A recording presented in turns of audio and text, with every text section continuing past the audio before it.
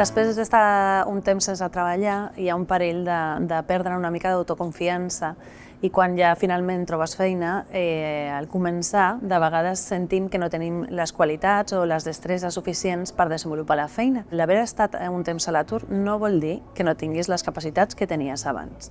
Has de confiar que si has passat un procés de selecció és que estàs perfectament capacitat o capacitada per desenvolupar aquesta feina. Per guanyar aquesta confiança és important tenir clar quines són aquestes tasques que podem fer més objectives i saber que podem fer bé. És cert que tothom ens ha passat que hem arribat a una empresa i les tasques que feia abans es fan d'una altra manera. També quina és la cultura d'aquesta empresa, quines coses dona més importància, en quines característiques dels treballadors posen el focus. És important que quan comença una nova experiència no s'oblidi de competències que serien clau en aquest cas. L'aprenentatge, les ganes d'aprendre quan arribes a una feina nova, és molt important que siguis molt obert a tots els inputs que et vindran. També la capacitat per adaptar-te a aquests canvis de tot allò que tu ja sabies fer i que veus que altres persones fan d'una altra manera.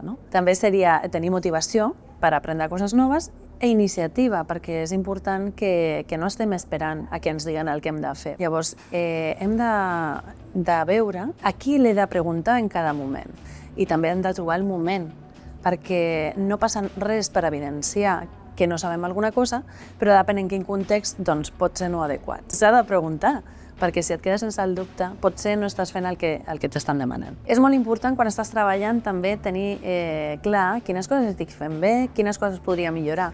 Per això és important poder demanar un feedback, és a dir, demanar a aquelles persones, tant companys com responsables, que em puguin donar informació d'allò que estic fent bé i que hauria de replicar i continuar fent, o d'aquelles coses que podria millorar. Quan comences una relació laboral, hi ha un període de prova. És un període per totes dues parts. És a dir, l'empresa té aquest període per veure si encaixes o no en la feina, però per l'altra part també és així. Que són les tasques que jo volia fer i que em semblen que són adequades per mi, que no estic fent una feina que no m'agrada gens ni mica, que estic en un equip de treball que m'agrada, amb el que comparteixo i puc aprendre coses noves, que les meves condicions laborals s'estan respectant. El més important quan has trobat una feina després d'un temps sense tenir-ne és posar el focus en que ets molt capaç de desenvolupar aquesta feina amb moltes destreses, perquè per això has passat tot un procés de selecció.